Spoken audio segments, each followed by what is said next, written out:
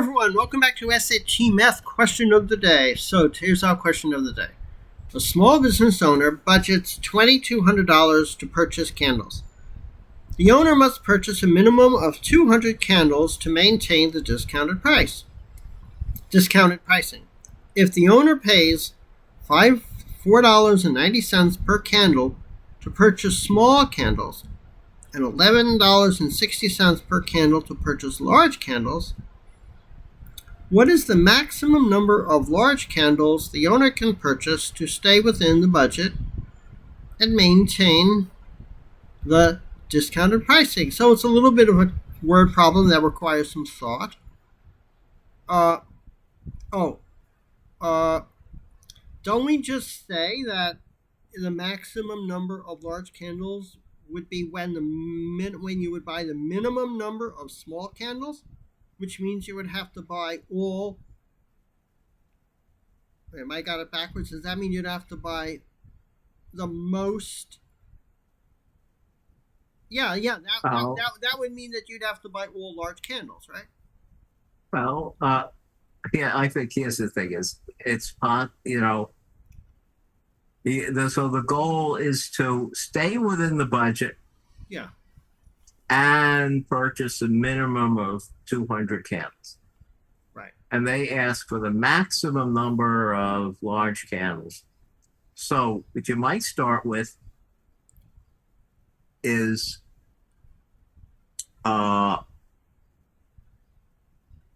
try what happens if he purchases 200 large candles.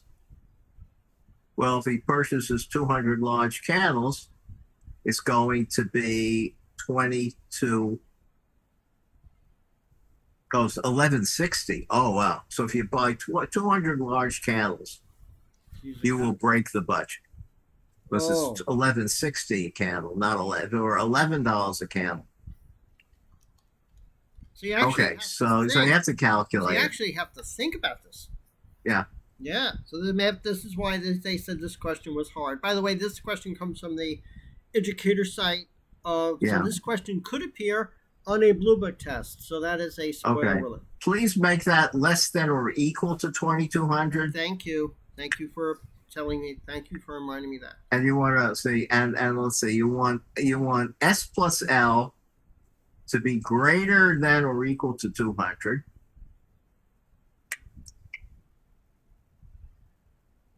Right? And we want to maximize L. Maximize L. Oh, so in order to do this, isn't this something called linear programming? Where you have to graph, theoretically, you have to graph both inequalities and look at the corners to see where they meet. Yeah. But are they really expecting you to do that? I mean, we could do it on Desmos. Yeah, we could do it on Desmos. Yeah, we'll do that. Well, let's do it right, and then we'll explain what we're doing. Okay. Because I actually... Okay, so we're going to close that. We're going to have to... Oh, wait. With Desmos, unfortunately, unlike on the real test, you can minimize the screen. But on Desmos, you can't. So, 2200... Excuse me while I'm copying this down. And S plus L is greater than 200. Okay, so let's see what we get. I'm sorry I'm talking so funny, but one of my teeth sort of has a problem. Okay, so Desmos. We are going to make ourselves small. Okay, Desmos. 4.9x plus 11.60y is less than or equal to 2200. Very nice. X plus y, obviously we're changing it to x plus y because Desmos likes that, is greater than or equal to 200. Okay? Now, where is that? Oh.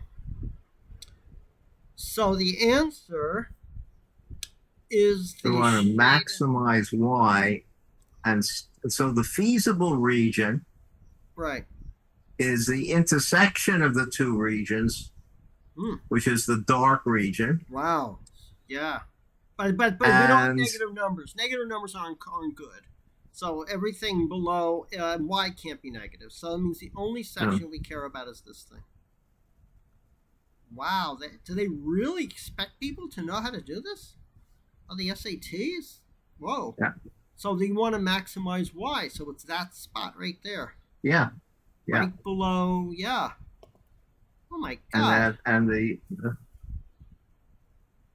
That's like 18. It's class. It has to be. It has to be a whatever. the y, yeah, the y value is 18. Is the second one. Oh yeah. You're right. 182. 182 candles. Yeah. So we're gonna have to ask you, how do you do this without using this method? Because I have a PhD in mechanical engineering. Seth has a PhD in math. I never learned this method. I never learned this method in my life. Mm-hmm. So certainly not in high school. I mean, I never learned how to do this method. Wow, is that it? So you think that's the answer? 182? Yeah. Yeah. So 182. Oops. Wait. Sorry. We have to deal with computers. So 182 means that the smalls are 18. Yeah. We could just check. Why not? I mean, we should just make sure. I don't trust computers. I don't trust these things. So 182 and 18. That's feasible. And then calculate for plug that into the 4 point the left inequality. Yeah, 4.9 times 18. Yeah. Plus 1160. 160. Yeah, maybe I made a mistake. Times 182. Oh, you need I can't stand computers. 4.9 times 18, fine, is 8820. Okay, and 1160 times 182 is. So, do you have a calculator? What is 1160 times 182? I'll calculate. Oh, I have it. It's 2111.20. So 2111.20 plus 88. 4.9 times 18 plus 11.6 times 182 equals, okay, $2,199.40. So I guess that's close enough. Because if you buy anything over that, it's going to go over. Yeah. So it's 60 cents under budget. Okay. Now, how do we do this? What you could do what I think would make sense. What if you tried to increase L to 83? So what I'm going to do is go back to here. I'm going to increase 182 to 183 and decrease 18 to 17 and calculate it. And I bet it's going to beat the budget. And it does. Yeah. It's it beats the budget because it calculates out to $2,206.10. So $6.10 over budget if he bought 183 candles. So what happens if you max out? What happens if you just decide to max out the? Okay, well, how do you do this problem actually, no. Thing is to do it by hand. Yeah, how do we do this by hand? Well, what you might try is finding a boundary point. and there's actually only one boundary point. Oh yeah. There's a find, no, I say point, vertex, find a boundary vertex. Well, since it's two equations and two unknowns, so the boundaries are where some of the inequalities become equalities. Hmm. And the boundaries, the boundary points that are on vertices are the ones that satisfy both equations. Hmm. And then the principle of linear programming is that the extreme always occurs on a vertex. Yeah. And so what you could do is calculate the vertex.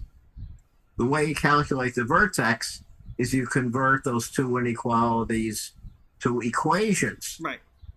And what you're going to do is get some sort of a fraction. You'll get some fractional value for x and y, and then what you do is you take for the y the integral value. So this is worse than linear programming. This is integer programming. Yeah. Right. But you could if you're lucky, you could solve an integer program by relaxing it and solve the linear program, and then explore near the integers, near the fractional solution of the linear program. So I bet if you solve the two equations, will the Desmos give you the exact solution? Can you read off the intersection point? Well, yeah. Okay, so what you did, that's what you did. You got 182 point something. Yeah, so to zoom in. Yeah, it's 180. Hey, bang. It's close. I mean, it's not. It's like get right on the dot. Like right there. No, the dot isn't coming up for some reason on Desmos. It did. Oh, there it was. Well, there it is. Welcome to computers. Nothing. It works well. Oh, there we go. That's it. Wait, how? There it is. Yeah, that's it. There it is. So the fractional optimum is 182 and 9/100ths. Right, but yeah. So you pick the one that's the integer that's just below it. Right. Yeah, that's how you solve two equations. But you have to know that. I had no idea this is part of the curriculum for the SAT. This is new. I mean, you never had to know how to do linear. You have never had to know how to do linear programming for the non-digital SAT. I don't think so. I mean, certainly not on. I don't think it's on Khan. Well. So I think what we should do is look at their explanation and see how. And then we really owe everyone an explanation on how to do this thing. So you can't just divide 2200 by 1160 to see what to max out. You get 189 candles. Wow, that is. Yeah. Wow. Okay, let's see how they do it. Let's see how. I'm dying to know. Okay, so let me calm down here. Get nervous when a brand new topic comes up on this test. Clear old drawings. Sorry for that mess. Kill this. I'm dying to see how they do this thing. Okay, we are talking about a long answer here. Woo! Wow. Woo! Look at this. Wait, they don't even say to do it graphically. Okay, so we owe our people a real discussion about this, because this is serious. Oh my god. Whoa, so they did it they did it algebraically. Okay, so I'm just sort of reading it. It's given to the So, owner. so what they did was they got our first inequality that we wrote down right off. Yeah. So in other words, up to here, So we are here, talking the same thing. Right here. so All therefore this, we got all the two inequalities. all this black stuff we did. Congratulations to us. Okay. Everything in the black paragraph we did. Now, what do you do with this? Okay, so it looks like they combine them. Interesting. How do They can do be that? combined into one compound. Really? Okay. Really? Wait, so you could do inequalities through substitution?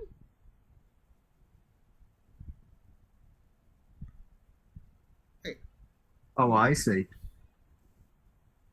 Oh, good. So what they did was eliminate. They eliminated by careful combination of the inequalities. They eliminated S. Wow. And they got an inequality for L. I didn't know you could do that. Of course you can do it. Really? You combine the inequalities using algebra that preserves them. Wow. Wow. Okay, so this I got. You didn't know that? No. Multiplying both sides of this inequality gives you this. Okay, then what do you do? Okay. You could multiply both sides of an equality by a positive number. Yes. And you could also multiply both sides of an equality by a negative number, and then the equivalent inequality is the reverse.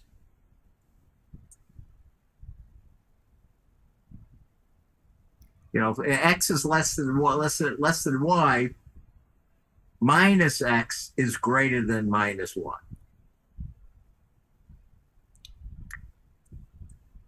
Okay. Second, if you have two, a is less than or equal to b, and c is less than or equal to d. You could add those inequalities. A plus c is less than or equal to b plus d. Wait, so what gives you the justification of taking this and adding it into here? This thing is greater than something. Yeah. Yeah. Right. Wait, I don't even. Where does this even come from? Oh, where did this come from?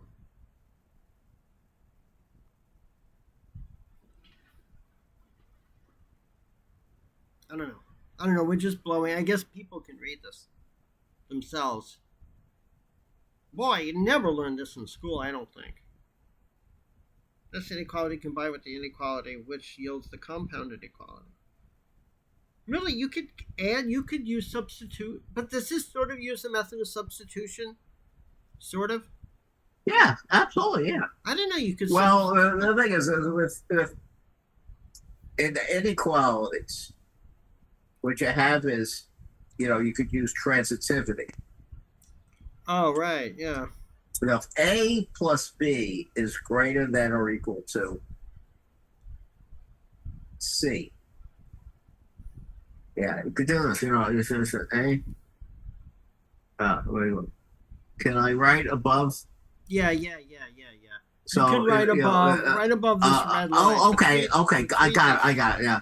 If you have A plus B is greater than or equal to C. Okay. And D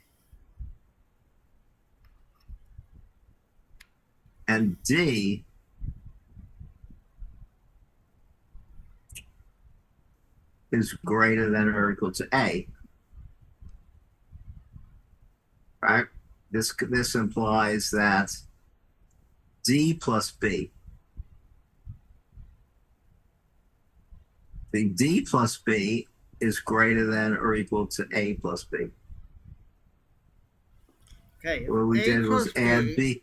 add b to both sides, and combine that with a plus b is greater than or equal to c, and by transitivity, you conclude that d plus b is greater than or equal to c.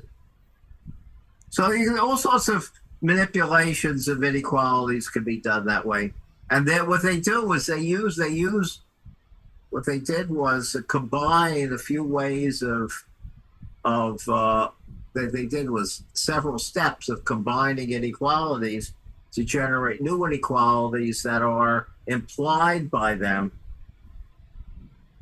And they did it, and just like in solving systems of equations by elimination, they eliminated the variable you don't care to know and obtained one inequality for L, which they then solved for. They solved for the maximum L, that the maximum integer L that fits the that one inequality. So this seems to be like it would count as one of those 3 or 4 hard questions that if you know how to do it, if you basically if you don't know how to do it, there's no way you're going to get it done. And the easier way to do this is through graphing. Yeah. This is nasty stuff here. Wow. I mean, look at the answer. Yeah. Don't you agree that if you know that whole thing about linear programming, that's the way to go? Oh, yeah. Yeah. So let's talk about that linear programming method.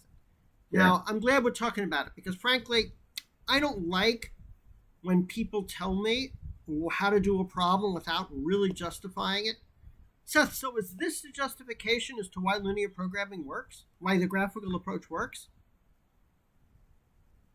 Because if you took all those linear programming questions and you didn't do them through graphical means, but you did them algebraically, is this how you would prove that linear programming, this voodoo method of linear programming graphically works? Well, like why it's successful? Because I've learned this method, but nobody justifies. Yeah, a formal proof, a full proof. Yeah. Is pretty involved. It takes maybe a few pages up to a few dozen pages in textbooks. Yeah. Depending on how rigorous they are and how much elementary stuff they develop. It takes a fair mathematical development to prove that it works. Right, which is why when it's done in high school, and the intuition behind it is pretty easy. The intuition from 3 dimensions goes forward into any number of dimensions. No, we are not talking about that. So in 2 dimensions, it's quite intuitive and it's quite obvious why it works. Okay, so let's talk about that. So what are we talking about here with this linear programming method?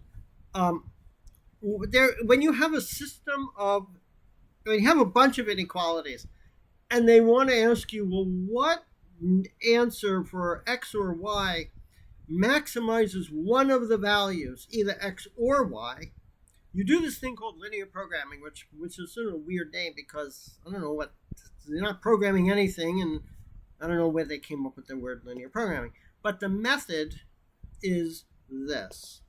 Wait, we have to kill the screen share. I mean, we have to kill all this stuff. So the method is basically, wait, this is crazy. The method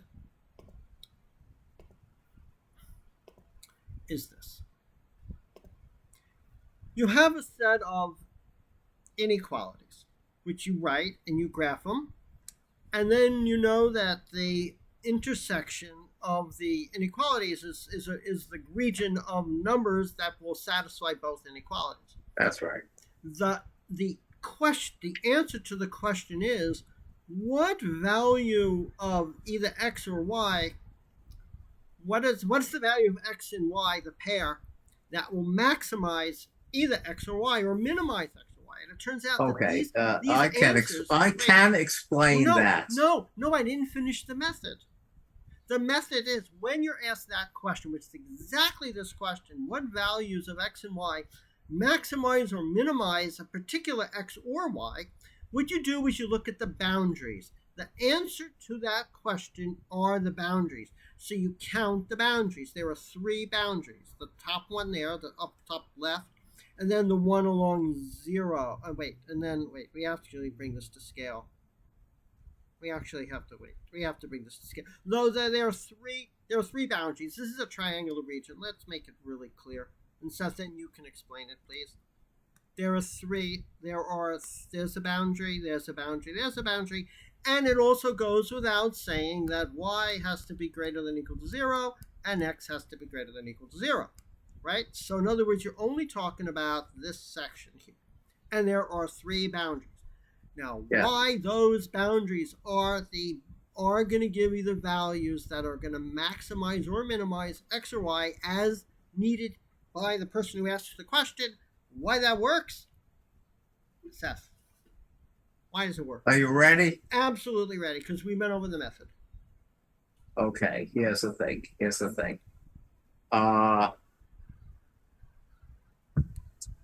We are interested in finding a point in the feasible region, which is that triangle you drew. Yep. Whose y coordinate is maximum. Right? Now, the method works. And so the idea is the main idea is that triangle is an example of what's called a convex figure. Okay. A convex figure is a figure in which there's nothing in the figure. There's nothing in the figure that's kind of like this. Okay. This is a non-convex. Right. It's got a little cave to it. As a cave. There are no caves. Right. That's concave, I guess. Yeah. It's non-convex. Okay, fine. I wouldn't say it's concave. It's non-convex. Okay. Okay, so here's the idea. When you have a convex figure or something like this, well, when we have a finite set of linear inequalities, the figure we get is either a convex polygon or what's called, or more generally, a convex polyhedron, which in 2 dimensions. A convex polyhedron. Well, it could look like this: 1, 2, 3. Forget the 3 dimensions and go out like that. Okay, forget the 3 dimensions. Just stick to 2. Yeah. No, this is so. The point is, so the point is now. So what I'm going to do is draw. I shall draw various lines.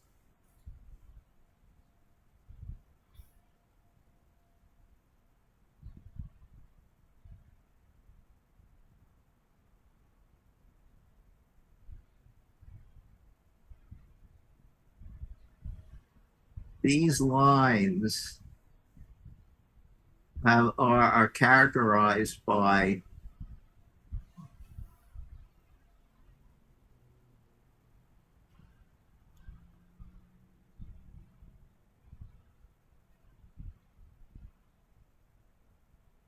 Seth, try to talk faster. You're gonna. Okay, these lines. I'm trying to get this thing to scribble. I'm trying to get these things to scribble. Oh.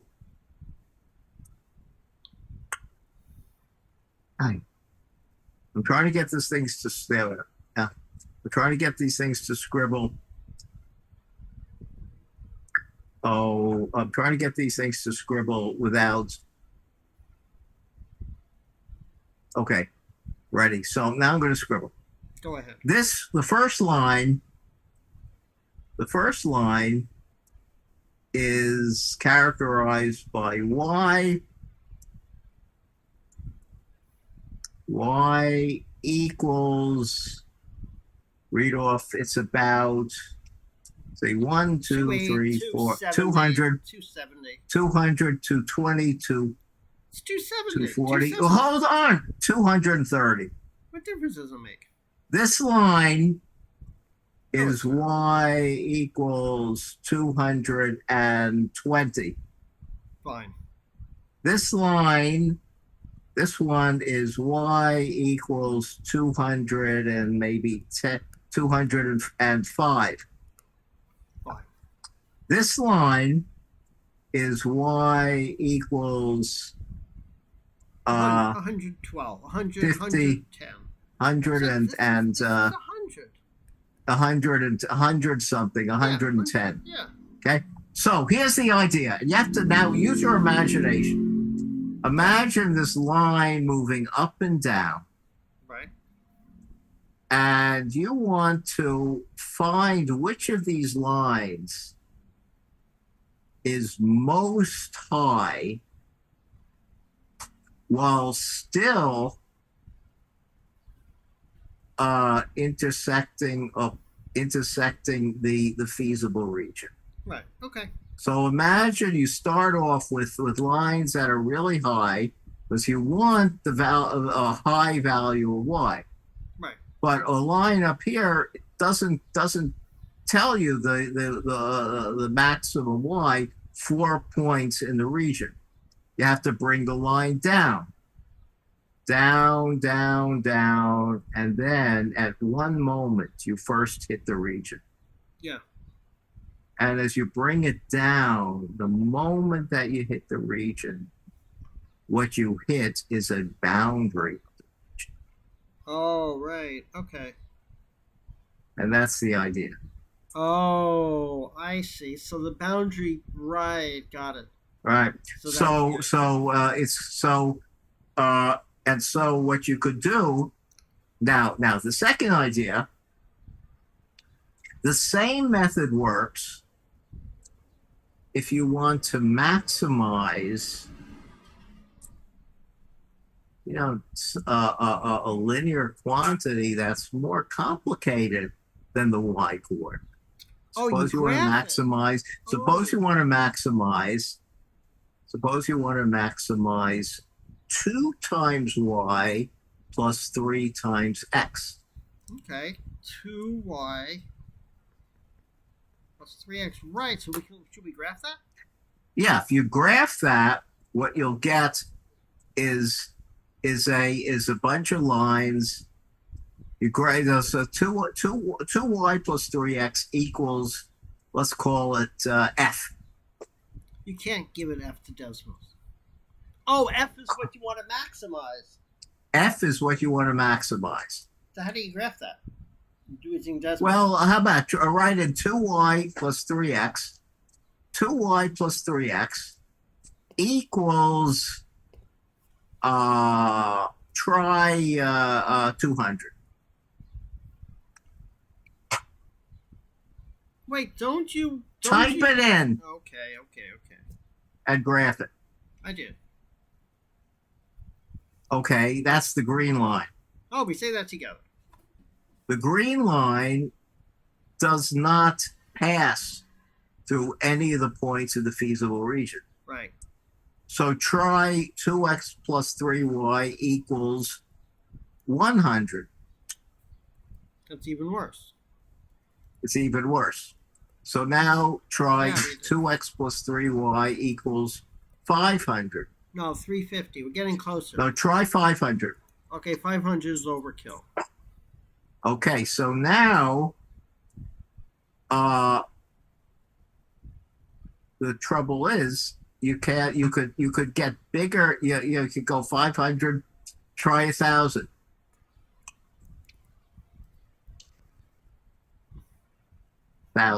Yeah. So what we see is that if you want to maximize 2y plus 3x, Oh, I see. you hold on. You are just doing stuff and you're not listening to me. If you try to maximize that, you could take lines that are further and further and further to the right. Again, please type in 2x plus 3y equals 1050.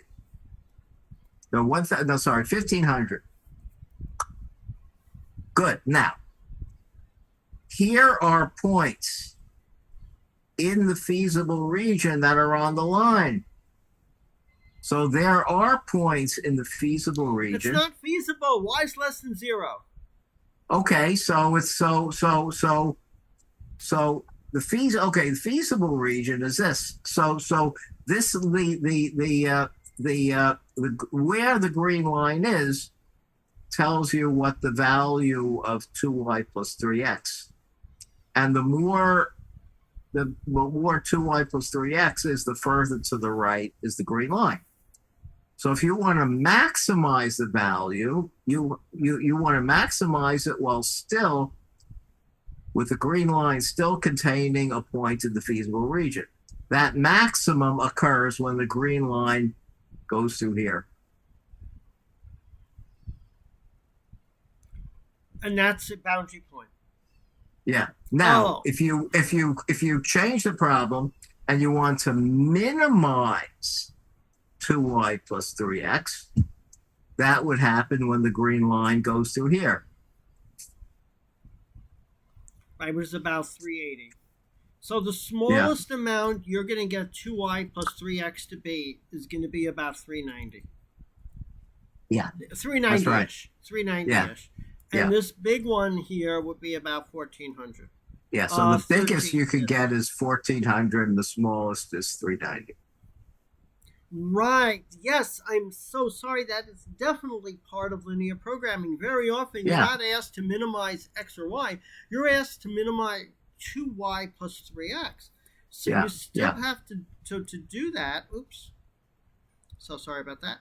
So what you do, sorry, that's part of it. I'm so sorry. Seth, thank you. What you need to do then is you need to test 2y plus 3x equals whatever at x is equal to whatever that was. What was it? It was 17. Y is equal to 182. And then you have to test x is equal to 450 and y is equal to 0. And then you have to test x is equal to 200 and y is equal to 0. And you plug all of these three in and to see which one gives you the smallest or the largest, depending on what you're being asked. Right. That's right. That's how you do it. Yeah. Oh, and I see graphically the reason why that works is because when you move the line, you can actually see that it hits the boundary point first. Yeah. Right. Yeah. So 370 gets there, 380 gets there, 390 gets there, 399 gets there. Right. It's getting closer and closer. So the first thing it does is it hits the boundary point. Right. 402, 403. That's the idea. Yeah. Right. And there we go. We're just hitting the boundary point. Oh, I see. So it hits the boundary points first. Yeah. Right. Good. Wow. Cool. Okay, so that's an explanation as to why the boundary points minimize or maximize what do they call this thing? They have a name for this. The maximizing function. What do they call it? The minimizing function. It's a name for it. The thing you want to maximize, the thing you want to minimize. In our case, the objective function. The objective function. In our case, the objective function here is just plain old y. So to annotate, if you want to do a fancy objective function, you would use this. This would be a fancy one. A non-fancy one would simply be y, and it's Yeah. called the objective. So let's do one that for the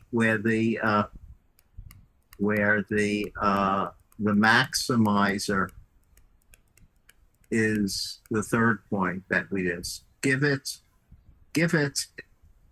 3y plus 2x.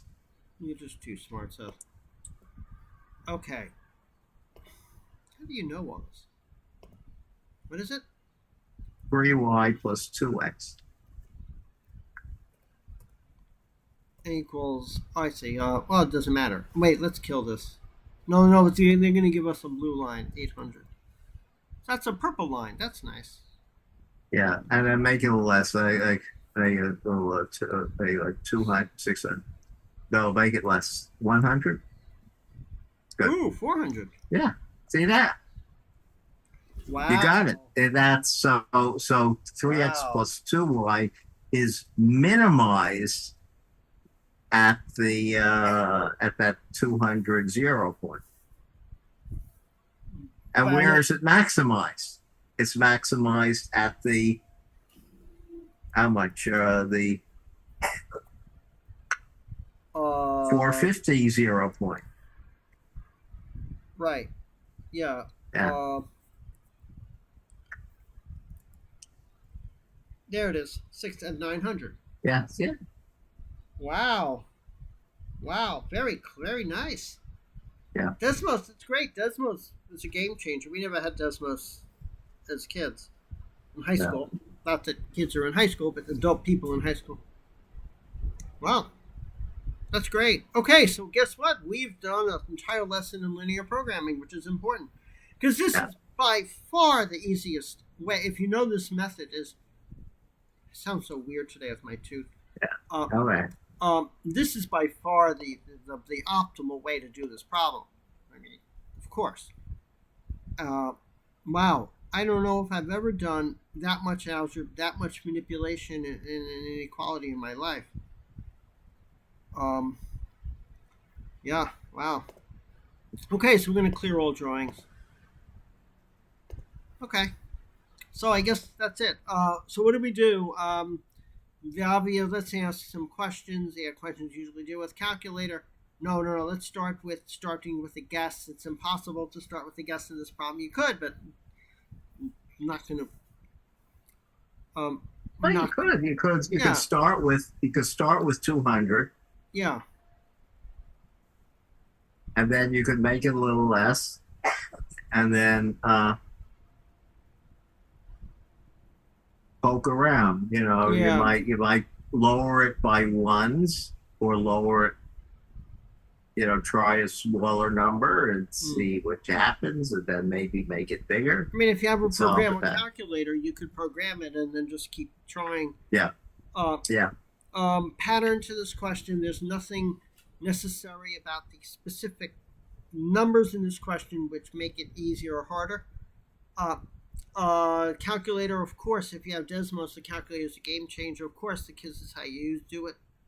How is this different from a school test? Well, guess what? If you learned how to do this linear programming thing in school, then this question could be questioned directly out of a school test. If you never learned linear programming, forget it. Because if you never learned linear programming, you probably never learned even the manipulations on inequalities. Because why would they teach now? Why would they even teach this? If they had this problem in school, why would they even teach it using algebraic manipulations of inequalities? They would just teach it through a linear program, wouldn't they? I don't know. And what's the main idea? Whoa, I mean, we don't know, right? We don't know if why they put this question on. Did they want you to use linear programming? Or did they want you to use algebraic manipulation of inequalities? We don't know. Based on the answer, they're expecting you to know how to do algebraic manipulation of inequalities, which is shocking. But, yeah. Well, anyway, if you want more practice on this question, which I guess you should get because it could come up on your test. I've never seen this question on any of the Blue Book tests. Uh, Go to any website or look in your textbook under linear programming, do a few examples, and you'll see how it works, and then you'll be an expert in linear programming and this method of It's graphing. a off linear programming is act. Let me say something. One thing that's to be strictly correct. What we're talking about is some mathematical principles that you could apply directly to solving these problems. But linear programming is a systematic method that we have not explained at all. And I don't think we should get into explaining it. But yeah. So Yeah, but we went over. so what we did was talk about the problem that linear programming solves and how you could use properties of the problem to solve it. To solve small examples in simpler ways. So linear programming is a method that's easily implemented in a computer. Yeah. And the thing is, it was one of the first mathematical methods that made the subject of operations research, made the technology of operations research play a part in the modern world. Developed around World War II, and now all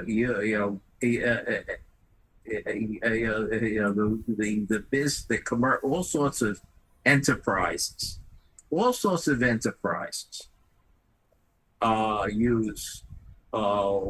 use all sorts of many different kinds of operations research calculations to make business decisions. It is very in today's economy and technology and engineering, everything, and practically everything that's analyzed so that it could be made today in a modern way uses something like this. This is, Joel, extremely important. I like the words extremely important. Extremely important. What about AI? In today's extremely important in today's world. Is this some of the foundation of how AI works? It's quite related to it. Yes, quite related to AI. That's what I thought. Yeah, it's AI conceptually grew out of this. Wow. That AI AI is very productively. AI problems are very productively viewed as optimization problems. Yeah, right. And there are many kinds of optimization techniques, of which linear programming was one of the first. So that was developed. So this problem and its solution started the ball rolling in this huge business of trying to optimize things using methodical methods or using methods that are methodical. Yes. Wow. So you're right. This is a really important question. And someone really smart must have figured it out. I mean, initially. And, great. It's exciting. Or you can look it up on Wikipedia, and you'll find out who these people were. Yeah. And how it started and what's about. Right. Okay, boy, one of the longer ones today, but that's okay. This is important. This is a very important thing. Particularly if it comes up on your tests. So who are we? I'm Joel. I have a PhD, Joel Chaiken. I have a PhD in mechanical engineering and have to get my tooth fixed. This is my brother Seth. He has a PhD in math. Thank God he's here today to explain this because I wouldn't have been able to. Although I know from an engineering point of view, I know how to do it. But I absolutely did not understand it, nor was it ever justified to me. So I never felt real comfortable with this method. because I like to have things explained to me and justified, and that's not done in high school. Um, because that's about the only level I have of this type of math. Um, okay. I guess we're here. We do SAT math question of the day. We're here to analyze and do a question of a practice question one a day, and hopefully we give you different approaches on how to do it. There are certainly 2 approaches on how to do this problem. We strongly suggest the graphical approach, but if you can figure this out, you can do it this way. Um, um, and we also, to practice for the SAT, please take as many practice questions as you can. Take all 6 Blue Book tests. We heard that Blue Book 4 and Blue Book 6 on the math side are the closest to the actual SAT, so please pay attention to those 2 tests. And if you have any want to review anything, please go to the digital SAT site of Khan Academy. They partner with the College Board. I need to do my homework, and I need to go there and see if they have any linear programming examples on their on the Khan digital site. Because if they don't, then this is hitting below the belt, because they're putting something on the test that's not on the Khan review site. So let me check that out. And I guess that's it, right? And please dislike our videos. We take all the comments very seriously. So I think that's it, right? Seth? What's that? That's it. I think we're done. Yeah, we're done. Thank you. I think we're done. Okay, everyone. And Bye-bye. by next week, my tooth fixed. Okay, everyone. Have a great day. Bye. Yeah, bye-bye.